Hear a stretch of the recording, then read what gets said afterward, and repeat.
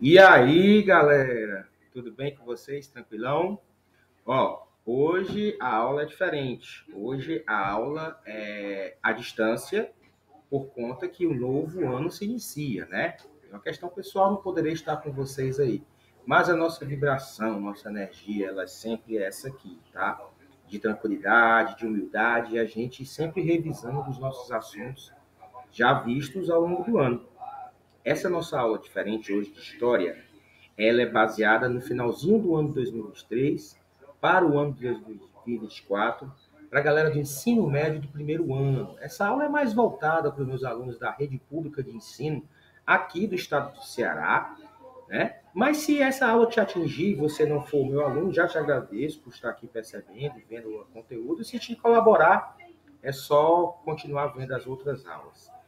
Hoje, a aula da gente de história é sobre a formação dos Estados Unidos e o processo de independência. É uma aula só, é um conteúdo rápido, tá? Eu estou trazendo um conteúdo de slide para você, que você pode ler, acompanhar, parar, anotar. Depois pode voltar para rever a aula. E também eu vou tentar colocar para vocês, dentro dessa nossa aula, algumas inserções de pequenos vídeos para colaborar no processo também de entendimento, para não ficar só a minha cara aqui falando contigo e ficar um pouco chato esse nosso conteúdo. A aula de hoje, da formação dos Estados Unidos, ela faz parte do capítulo 2 deste livro da galera do ensino médio, aqui da Escola do Ensino Médio da Rede Pública do Estado do Ceará. Então, se você que é meu aluno tem esse livrinho aqui, ó, da capinha roxa, você vai poder também revisar através dele. E, claro, vai rever os PDFs que eu já te mandei, vai poder revisitar as anotações do caderno que a gente também já fez em sala de aula. E aí, ó, fica ligado, que eu estou aqui contigo para tirar alguma dúvida. Pode usar aqui mesmo a plataforma do YouTube para falar comigo, ou se você quiser e for meu aluno, pode falar comigo e tirar alguma dúvida no contato pessoal que você sabe qual é, através dos grupos da escola. Tranquilão? Eu sou Raoni Maciel e a gente já começa agora. O sumário é esse aqui. Nós vamos tentar trabalhar nesses 45 minutos de aula aproximadamente esses 7 temas. A Guerra dos Estados Unidos, né?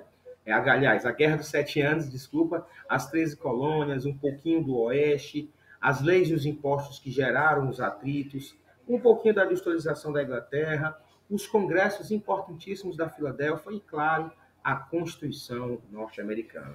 Beleza? Tranquilão? Vamos nessa, hein? Bom, galera, para começar, a gente tem que falar que antes mesmo do conflito existir para liberar e tornar os Estados Unidos independentes, a gente tem que lembrar naturalmente da famosa Guerra dos Sete Anos. A Guerra dos Sete Anos, que foi durante o século XVIII, ela foi uma série de conflitos que a Inglaterra se envolveu. Aí você vai dizer assim, poxa, mas o que é que tem a ver a Inglaterra com os Estados Unidos? Ora, tudo. Afinal de contas, os moradores dos Estados Unidos vieram da Inglaterra e lá se estabeleceram. Só que depois, ao longo do tempo, é que o processo de independência vai acontecer. Essa guerra dos 7 anos, que eu estou falando para vocês agora, e vocês estão vendo na imagem, ela teve muitos reflexos na América, né? Porque foi na época do período do reinado do Luís XV, né? Onde a Inglaterra se envolveu em conflitos com a França, a própria Áustria, a Saxônia, a Rússia, que também era um grande império, e até mesmo a Espanha. Então, assim, você imagina a Inglaterra envolvida no meio desses conflitos com toda essa galera, e aí fica difícil até para a gente ver, né, como é que seria se livrar desse controle inglês se não fosse através de um processo de independência que ocorreria. Beleza? Dentre os motivos desse conflito, né, as potências europeias elas precisavam se organizar e aumentar o seu poderio militar. E isso ocasionou também uma certa preocupação do grande líder Frederico II, que era da Rússia, da Prússia, no caso. Mas veja bem, a minha intenção na nossa aula de hoje não é falar da Guerra dos 7 Anos, mas é só para contextualizar e lembrar para vocês que nós também conversamos em sala de aula sobre como esse conflito acabou ajudando também o processo de independência dos Estados Unidos. Só que a Guerra dos Sete Anos, ela acaba. E ela acaba em 1763, através de um assinado de acordo, né, que foi o famoso Tratado de Paris, que ele ali vai dar um encerramento desse conflito que durou 7 anos, envolvendo a França, envolvendo também, naturalmente, a Inglaterra. Então, os austríacos, os ingleses e os franceses assinaram a paz. Aí você está vendo na tela um, um pedacinho, né, do documento original que existe, é preservado até hoje, tratando desse acordo. Beleza? Então a gente fecha nesses dois slides a parte específica do contexto da Guerra dos Sete Anos como um elemento importante que vai fazer a galera entrar no processo de independência logo mais, já no século XVIII. Tranquilinho até aqui? Beleza? Agora você vai ver a formação das 13 colônias. Ou seja, é como se eu desse um passo atrás no que eu estava explicando para vocês agora, que é o processo da guerra, e vou voltar um pouquinho para a gente entender e relembrar como é que foi o processo de colonização dos Estados Unidos. Primeira coisa importante, o contexto era de conflitos religiosos. A Inglaterra estava passando por umas tretas que envolvem religião, e vocês sabem que religião é que nem a beleza, né? Cada um tem a sua. Então, assim, ó, 13 colônias. Onde é que elas começam? Elas começam lá no Atlântico, ou seja, do lado leste do Atlântico, esse mesmo oceano que banha o Brasil e que traz tanto calor e a gente pode tomar um banhozinho de mar. Esse Oceano Atlântico é onde começam as ocupações do território. Vocês estão vendo na imagem que existem as colônias do norte, as colônias do centro, as colônias do sul e uns pedaços ali mais em verde, que é onde os territórios indígenas eram muito mais povoados. Então, a ocupação do território se dá nessa área, já em 1607. Cara, era tipo o século XVI ainda. Aliás, século XVII, quando isso começa, e ali a gente vê que essa chegada dos caras que vêm da Inglaterra, discordando por questões do absolutismo, discordando por questões religiosas, vem para lá. Quem assistiu o famoso seriado Todo Mundo Odeia Chris vai lembrar que tem até um episódio falando sobre esse processo, né? Da chegada, o famoso feriado da Ação de Graças, que a gente sabe que acontece até hoje, é uma tradição deles, né? Essa Ação de Graças é como se fosse aquele momento em que a galera chega e faz uma ceia, né? Os pais peregrinos chegam na região para colonizar e aí batem ali um rango, comem com os indígenas da região e até aí é onde vai a paz. Depois para frente, vocês sabem, o bicho vai pegar. Mas não é a intenção dessa aula de hoje falar muito sobre esse aspecto.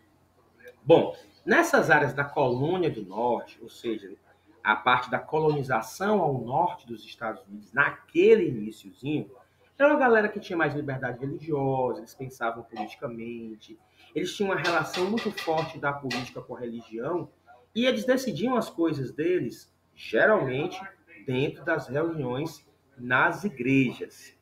O clima e a agricultura dessas colônias do norte não geravam muita grana, não era muito favorável para o que eles precisavam. Então, assim, eles partiram para sobreviver através da pesca, né? Pegavam, inclusive, baleias. Eles usaram aquele porto da região de Boston como a principal área de saída e entrada dos produtos. Tanto que adiante, vocês vão ver, rola um pequeno entrever ali, uma confusão grande justamente nessa parte do porto de Boston, tá? Mas a gente também não pode esquecer que no norte dos Estados Unidos a mão de obra não era absolutamente escravista. Era uma mão de obra contratada, uma mão de obra livre, mas assim existiam pessoas que trabalhavam como escravos, mas não era a predominância, que é diferente, daqui a pouquinho vocês vão ver que é no caso do Sul. Já as colônias do centro, né, não teve uma ocupação apenas de quem vinha da Inglaterra, teve ocupação de holandeses também, alemães, suecos. E essa galera também, quando tentava morar na Inglaterra, havia sido expulsa. Então, eles também vêm para os Estados Unidos como sendo uma terra de novas possibilidades. Até hoje, né, a galera fala que os Estados Unidos é a terra da liberdade, a terra das oportunidades, por conta desse histórico que eles têm, né? Desde a vinda da galera lá do século XVII para ocupar a região leste dos Estados Unidos. Então, essa história deles ainda existe até hoje. No centro, a parte assim que envolve a agricultura e o clima era muito mais favorável para cultivar, né? Para manter a galera sobrevivendo através do plantio. E assim, o que eles não usavam para consumo próprio, eles vendiam isso para conseguir ganhar uma renda e se manter na região sem depender tanto assim da coroa inglesa. O trabalho escravo existia? Sim, o trabalho escravo existia. Só que também, repito, em menor escala comparando com as colônias do sul. Tá bom? Lá nessas regiões centrais vocês vão ver que existiam fábricas têxteis, ou seja, fábricas que envolvem tecido, a roupa, e os primeiros vestígios ali de umas indústrias siderúrgicas que mexem com ferro. Tá bom? Belezinha? Tranquilo até aqui? Tá dando para entender? Se não tá entendendo muito bem, dá um pause, dá uma lida, solta e aí eu continuo te explicando direitinho, tá bom? O importante é você sair daqui ligado. Apesar de que você já sabe que assunto é esse, eu estou aqui para revisar contigo, tá? As trocas comerciais, elas aconteciam no centro e, claro, tanto espanhóis como portugueses, que eram mais caracterizados por envolver tráfico negreiro, não tinha tão forte na região central e no norte, como vocês viram, mas tinham aqui, ó, na região sul. Então, nas colônias do sul dos Estados Unidos, inclusive tem filmes, tem seriados, tem livros, tem muito conteúdo na internet que fala sobre esse problema que os Estados Unidos também enfrentou da escravização africana. Fica parecendo que só o Brasil teve esse problema, mas não. Os Estados Unidos também teve. Mas, claro, era mais na área da região sul. Como é que era lá? A mão de obra escravista era muito utilizada. O clima era muito parecido com o clima daqui, da região da América Latina, né? O que fez com que eles plantassem grandes fazendas e os produtos do arroz, o algodão e o tabaco eram utilizados para venda para o mercado externo, né? Então, assim, então eu posso dizer que tinha a mesma coisa que tinha no Brasil e na América Espanhola, do tipo a produção em larga escala, de um produto só da monocultura, com a mão de obra escravista e para exportação? Sim, os famosos latifúndios, né? O famoso plantation. Sim, era uma realidade da galera do sul dos Estados Unidos. Cara, é um episódio muito obscuro da história dos Estados Unidos que parece muito com o nosso. Mas, repito, a nossa diferença em relação aos Estados Unidos é porque não havia uma grande influência da coroa inglesa em cima dos norte-americanos. A galera lá vivia um pouco mais livre. Diferente do caso aqui de quem era espanhol e diferente do caso de quem era português vivendo mais abaixo na América Latina. Porque a gente aqui, ó, suava a camisa para pagar excessos de impostos. Tudo bem? Essa é a nossa diferença básica. Enquanto os Estados Unidos eram uma colônia de povoamento para fazer dar certo, a América Latina, o Brasil e os países espanhóis eram mais de exploração. Rapidamente, a gente fala um pouco sobre as terras do Oeste, vocês viram na imagem, lá do comecinho da aula, que mostra que havia uma grande ocupação indígena ainda desde o século XVII. Claro, né, os moradores tradicionais, os povos nativos que estavam lá há muitos séculos. Então, existia uma necessidade de crescer o território? Sim, existia. Da mesma forma como aconteceu aqui no Brasil. Mas a questão dessas terras ocupadas ao oeste mexe muito com ocupações também que franceses já tinham feito. Então, no futuro dessa relação de briga entre os Estados Unidos querendo se tornar independente, eles acabam fazendo amizade com a colônia francesa para se libertar da coroa inglesa. Claro, né? vocês vão ver, não dá tempo para a gente entrar em tantos detalhes assim, mas vocês vão poder acompanhar através da leitura do livro que vocês têm, ou até se pesquisar na internet, pode ficar à vontade, que o fato dos Estados Unidos não terem muito controle nesse momento, até o período que começa a Guerra de 7 Anos, fazia com que a relação dos colonos em relação aos indígenas fosse bastante violenta, né? Nessa tentativa de expandir. Os problemas dos índios que ocupavam as regiões faziam com que as ocupações dessas terras fossem bem mais difíceis, porque os índios reagiam sim, lutavam pela sua conquista de território, lutavam para manter-se dentro da área. Tá tudo bem até aqui? Daqui a pouquinho vou colocar aqui um vídeo para resumir ainda melhor e mais fácil o que a gente está comentando. Mas não sem antes falar de uma parada que complica aí o meio de campo quando a gente fala de processo de independência dos Estados Unidos.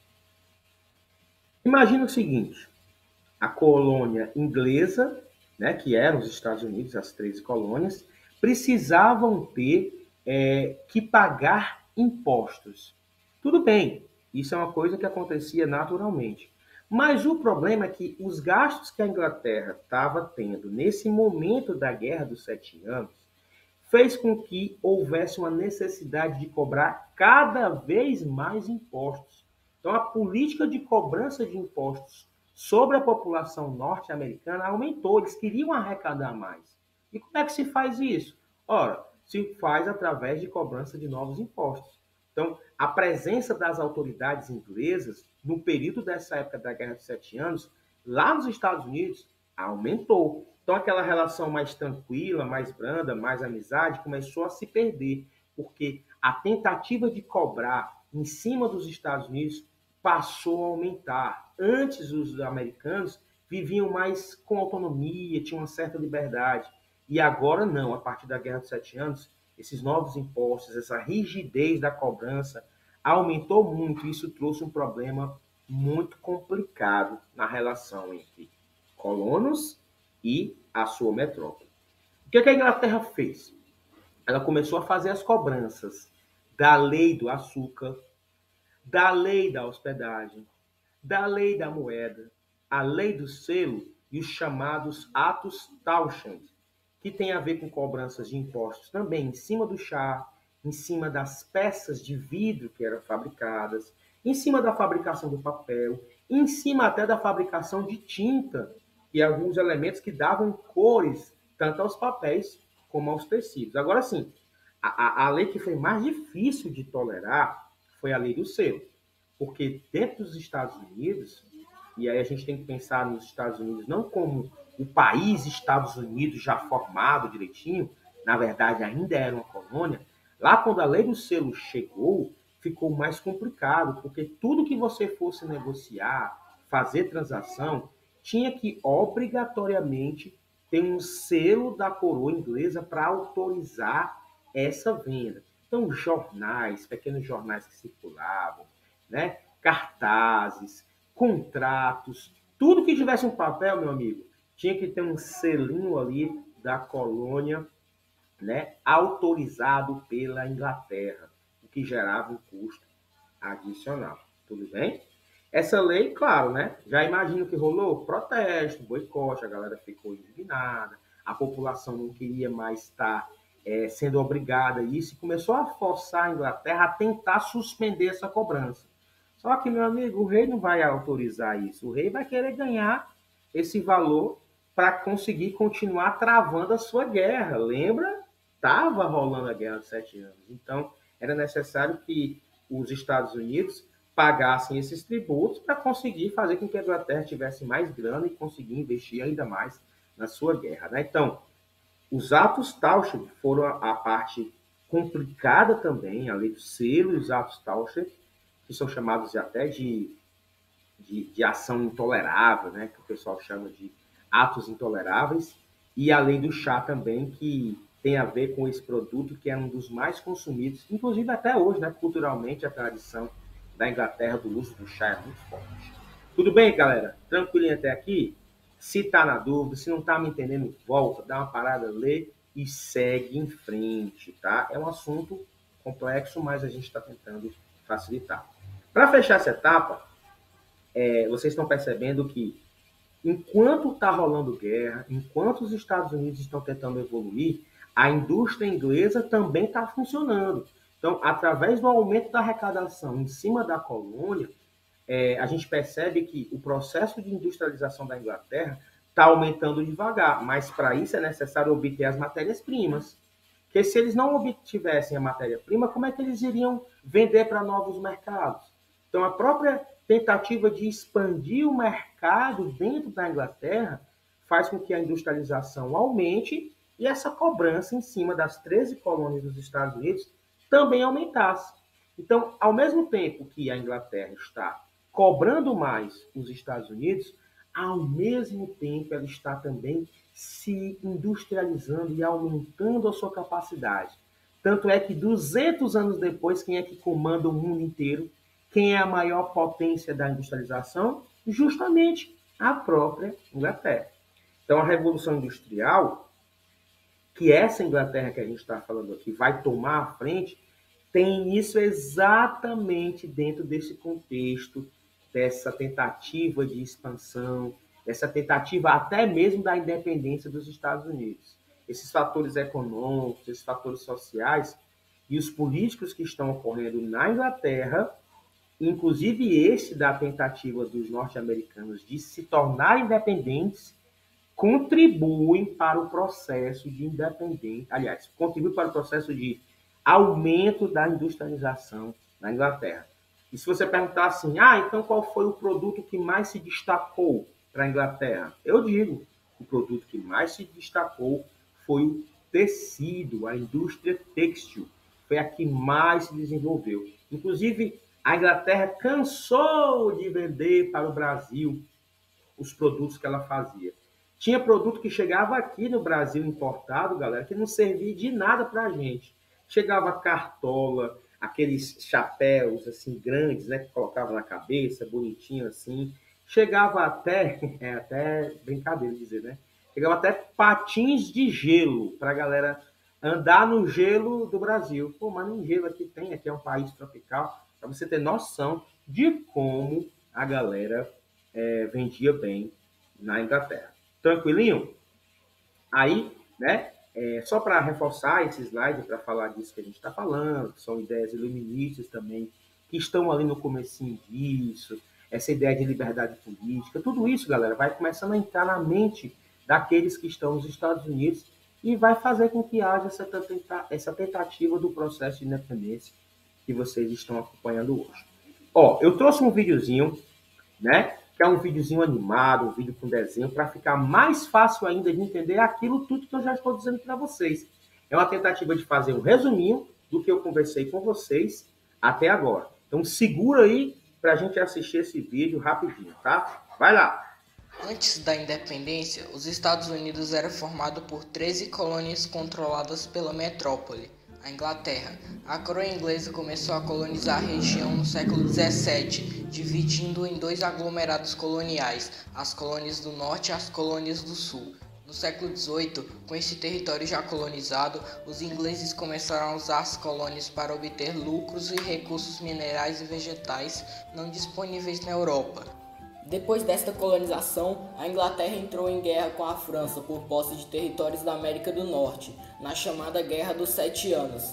Com um investimento pesado em militares para o combate, os ingleses saíram vitoriosos. Porém, a grandiosa Inglaterra, dona de um gigantesco império colonial que gerava grande fortuna, levou uma facada, com um gasto no que hoje equivale a 130 milhões de libras. Com esta imensa dívida, que extrapolava o valor que os ingleses conseguiam faturar com o império colonial, a coroa inglesa pensou: onde ainda mais podemos faturar dinheiro sem gastar nada? Então ela teve a brilhante ideia de criar e aumentar ainda mais impostos dos colonos, em níveis de valor absurdos. Dentre os impostos criados pela Inglaterra estão a Lei do Selo, que dizia que todo produto que circulava na colônia deveria ter um selo vendido pelos ingleses, a Lei do Açúcar, em que todos os colonos só poderiam comprar açúcar vindo das Antilhas inglesas, e a Lei do Chá, em que o imposto do chá seria 50% maior que o normal. Estas taxas e impostos geraram muita revolta nas colônias. Um dos acontecimentos de protesto mais conhecidos foi a Festa do Chá de Boston. Um grupo colono conhecido como Filhos da Liberdade invadiram à noite um navio inglês carregado de chá e, fantasiados de índios, jogaram todo o carregamento no mar. Este protesto gerou uma forte reação da metrópole, que exigia dos habitantes os prejuízos, além de colocar soldados ingleses cercando a cidade. Os colonos do norte resolveram promover, no ano de 1774, um congresso para tomarem medidas diante de tudo o que estava acontecendo. Queriam um fim das medidas restritivas impostas pela metrópole e maior participação na vida política da colônia. Porém, o rei inglês George III não aceitou as propostas do Congresso. Muito pelo contrário, adotou mais medidas controladoras e restritivas, como, por exemplo, as leis intoleráveis. Uma destas leis, conhecida como a Lei do Aquartelamento, que dizia que todo colono norte-americano era obrigado a fornecer moradia, alimento e transporte para os soldados ingleses. As leis intoleráveis geraram muita revolta na colônia, influenciando diretamente no processo da independência. Em 1776, os colonos se reuniram no segundo congresso com o objetivo maior de conquistar a independência. Durante o congresso, Thomas Jefferson redigiu a Declaração de Independência dos Estados Unidos da América. Porém, a Inglaterra não aceitou a independência de suas colônias e declarou guerra. A Guerra de Independência, que ocorreu entre 1776 e 1783, foi vencida pelos Estados Unidos com o apoio da França e da Espanha. Antes da independência, os Estados Unidos eram formados por 13... Esse vídeo é muito legal, né? Em primeiro lugar, eu gosto de vídeo assim porque ele é bem objetivo, bem conciso, e ele é feito pela galera estudante. Então, assim, sempre que dá nas minhas aulas, eu trago um vídeo, um pedacinho de uma reportagem, uma fala de um especialista, um videozinho animado, uma música, alguma coisa, para dar uma ilustrada no que eu estou comentando para vocês. Então, eu acho fundamental que a galera saiba mexer nos aplicativos, fazer os videozinhos animados. Eu sempre que posso coloco nas minhas aulas, a galera do ensino médio sabe que eu sempre tento fazer isso. Mas enfim, voltando aqui ao tema. Vocês viram esse videozinho do canal Gear Talks de 2018, onde ele faz um pequeno resumo do que a gente está vendo até agora. Ele até avança um pouquinho, que é onde eu vou entrar agora, os chamados congressos da Filadélfia. Mas por que é importante a gente prestar atenção em algo que o vídeo traz? Por exemplo, o vídeo traz a negativa que o próprio rei Jorge III já tinha dado. Os colonos disseram, vamos suspender essa cobrança aí da lei do selo, vamos diminuir essa cobrança aí através dos atos intoleráveis, vamos parar de cobrar o chá, né? Vamos tentar fazer com que os colonos norte-americanos respirem um pouco mais, está muita forçação de barra, e ele não para de cobrar. Então, um dos motivos pelo qual a galera colona continua indignada é porque o próprio rei da Inglaterra não para das cobranças, ele continua. Então, é um dos motivos que faz a galera continuar se reunindo nos congressos para começar a organizar o que seria o processo de independência mesmo. Então, perceba, até agora, você viu o processo de formação, as 13 colônias, as diferenças entre elas e os motivos que vão fazer a galera começar a se reunir para cobrar e tirar os Estados Unidos das mãos da coroa inglesa, tá certo? Então, assim, por favor, preste atenção nisso até agora, que é o que vai fazer você entender o processo daqui para frente. Então, o nosso slide está te mostrando o primeiro congresso. Essa fotinha que vocês estão vendo ao lado é a cidade de Filadélfia, onde tem um famoso prédio onde aconteceram essas reuniões dos congressos. Então, o que acontece? Esse processo de independência, ele foi desencadeado, como eu já falei, em relação às leis intoleráveis, que foram aquelas que eu disse anteriormente, lei do selo, lei do chá, lei da hospedagem. Tio, que hospedagem é essa aí? Aquela que o videozinho mostrou, que as pessoas que moravam nos Estados Unidos eram obrigadas a receber os soldados que vinham para lutar contra eles. Então é uma outra coisa intolerável, por isso o nome leis intoleráveis, né?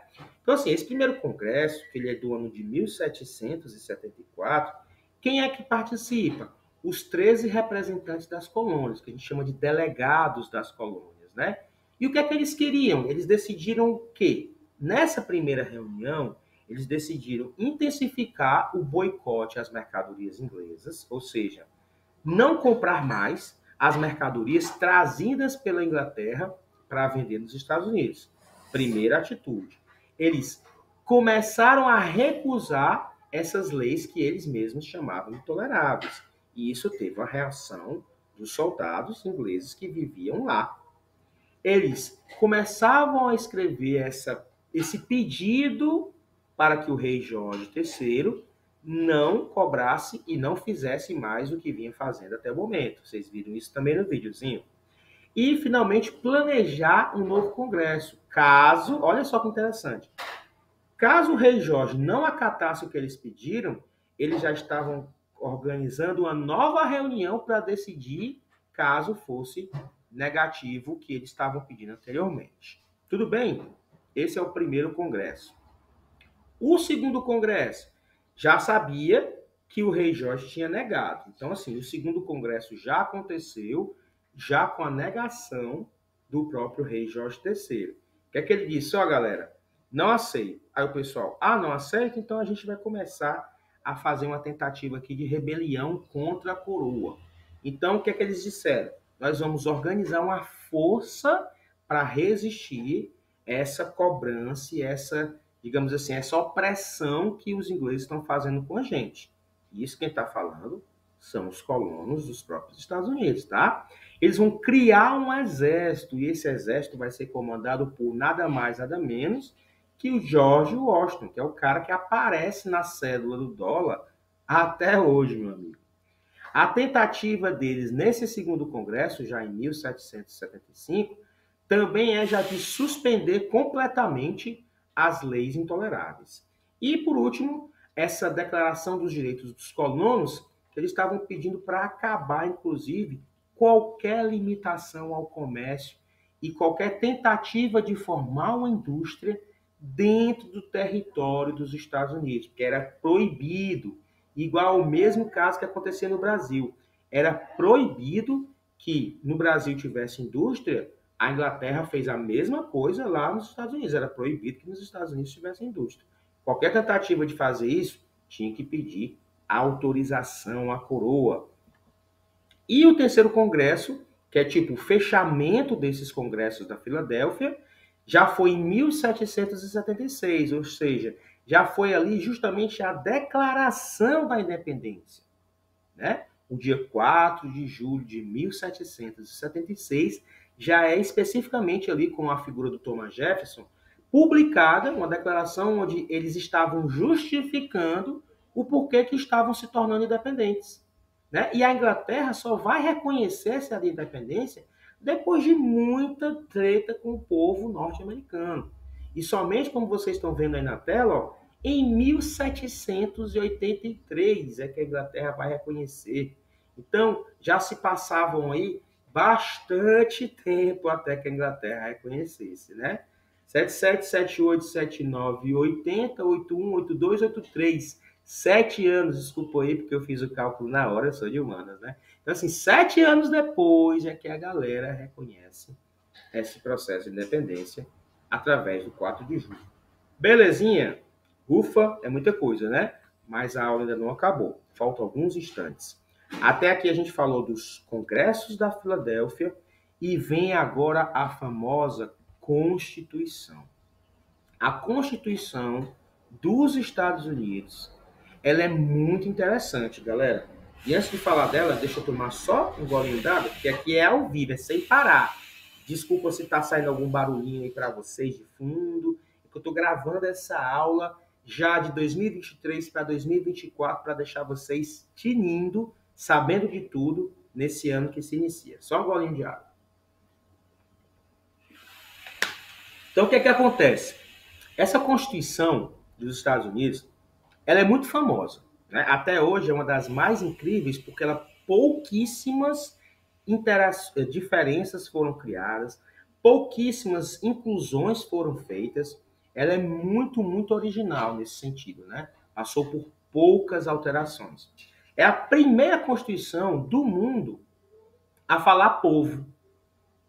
Como assim, cara? Falar povo? Pois é, as tentativas de constituições anteriores não usavam a palavra povo, nem sequer a Constituição que existia lá na própria Inglaterra. A Constituição da Inglaterra nem povo falava, mas a dos Estados Unidos já trazia a palavra povo dentro do seu primeiro textozinho, lá no começo da carta.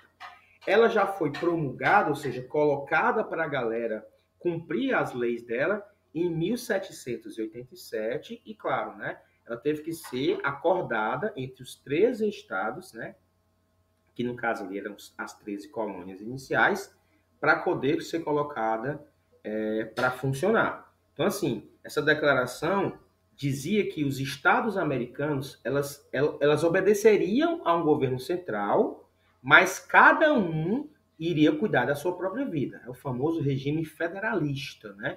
Onde existe um governo central, através de uma reunião entre eles, mas cada um vai cuidar das suas coisas do dia a dia. Essa Constituição, ela determinou que o governo fosse uma república presidencialista e federativa, que é o que eu acabei de falar para vocês, também dividindo, olha só, voltou o assunto, em 3 poderes: executivo, legislativo e judiciário. Cada estado cuidando da sua vida, mas cada um tendo esse funcionamento natural através da divisão dos 3 poderes. Tranquilo? Unificou a moeda e as medidas que eram utilizadas. Como assim, professor? Unificou a moeda e medidas. Cara, é usar uma moeda só, uma espécie de dinheiro único para todo o país, né? E as medidas que fossem colocadas. Por exemplo, eu quero vender 1 metro de tecido. 1 metro de tecido tem que ser 1 metro válido para todo e qualquer estado dentro dos Estados Unidos. Porque tinha gente que vendia 1 metro menor, 1 metro maior, entende? Então, tipo assim, sempre a galera tentando ganhar alguma coisa por trás, né? A galera que é mala, né? Então a gente unifica, deixa tudo padronizado. Tudo bem? 1 quilo vai ser 1 quilo aqui e em qualquer outro estado da federação. Os estados deveriam respeitar os direitos individuais do cidadão, que é uma coisa que nos Estados Unidos, eu devo confessar, é uma coisa muito interessante de ver.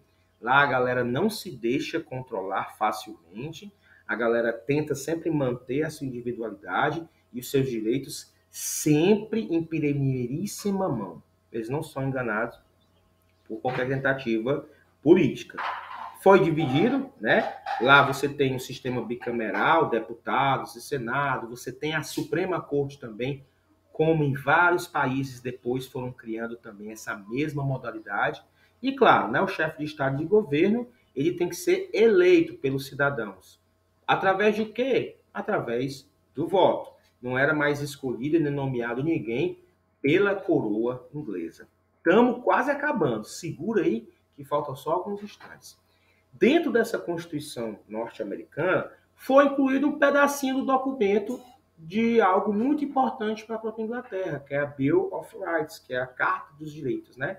Então foi acrescentada à Constituição dos Estados Unidos em 1791 também um pedacinho dessas regras, essas leis de direitos básicos que já existiam na Inglaterra, como a liberdade de expressão, o cidadão tem direito de falar e expor suas ideias, mas também tem a obrigação de ser responsável pelo que diz. Praticar a religião livremente, qualquer que fosse ela, embora a gente saiba que naturalmente o Ocidente tem uma tendência a ter a religião cristã como predominante. Então, quando se fala em livre liberdade de religião, a gente está falando das variedades dentro do cristianismo. A gente nem sempre está falando dos cultos aos ancestrais africanos, as religiões de matrizes africanas, porque essa não se engane não, como até hoje sofrem preconceito. Então, quando se fala de liberdade religiosa, leia-se, eu posso ser cristão do jeito que eu quiser. Então, assim, você não era obrigado a responder à autoridade se fosse pegue na rua cometendo um crime, você não era obrigado a falar tudo, você poderia manter o silêncio como forma de não se complicar ainda mais, isso é uma coisa que a Constituição americana traz, e, né, sempre que fosse necessário incluir alguma coisa na Constituição, isso iria ser feito. Mas a Constituição dos Estados Unidos é tão redondinha, tão pequena e redonda, que pouca coisa se alterou. Isso é que é o mais incrível. Como curiosidade dessa mesma Constituição, eu trouxe aí na tela e você está vendo. Ela é a segunda do mundo, não confunda.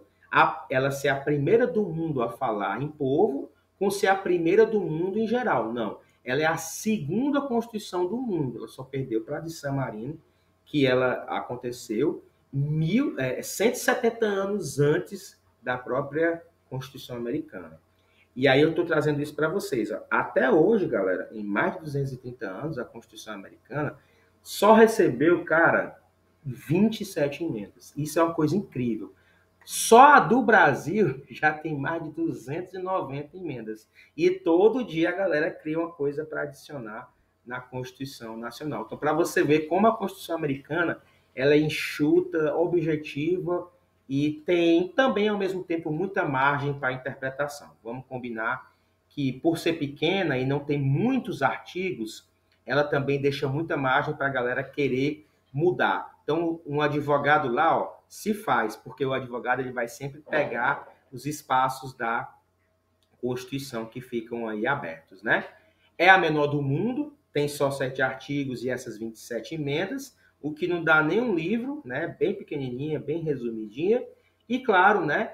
Até hoje, olha que interessante, até hoje a galera das escolas cantam um pedaço da Constituição. Você tem um hino nacional e você tem um pedaço da Constituição sendo cantada dentro das escolas. Isso é muito interessante. Já pensou se a gente fizesse isso aqui no Brasil, hein? Além do hino nacional, saber cantar o hino dos estados, o hino da cidade, isso ia ser bem difícil para a galera aprender.